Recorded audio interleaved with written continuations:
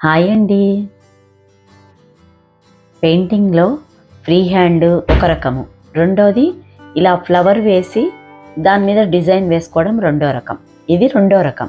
ఈ రకం ఏంటంటే ఫ్లవర్ వేసి దాని మీద వైట్ పెయింట్ వేసి దాని మీద బ్రష్‌తో మనకిష్టం వచ్చిన కలర్ తీసుకొని ఇలా స్ట్రోక్‌లు ఇస్తూ వేస్తామన్నమాట. దానివల్ల ఏమవుతుందంటే ఆ వైట్ కూడా కొంచెం మిక్స్ అయ్యి చాలా అందంగా కనిపిస్తాయి.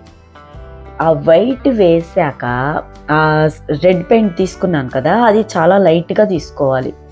లైట్గా తీసుకొని లాగుతూ ఉంటే స్ట్రోక్లు గీతలు చాలా బాగా కనిపిస్తాయి అన్నమాట.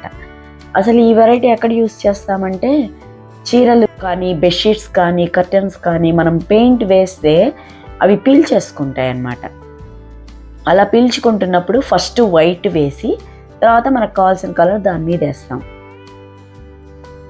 దాని మీదే యూస్ చేయాలని లేదు, విడిగా మనకి దేని మీదన్నా ఈ వెరైటీ కావాలి బాగుంటుంది అనిపిస్తే వేసుకోవచ్చు. కానీ అట్లాంటి వాటి మీద ఇది కంపల్సరీ యూజ్ అవుతుంది అన్నమాట. ఆకులకు కూడా అలానే వేశాను.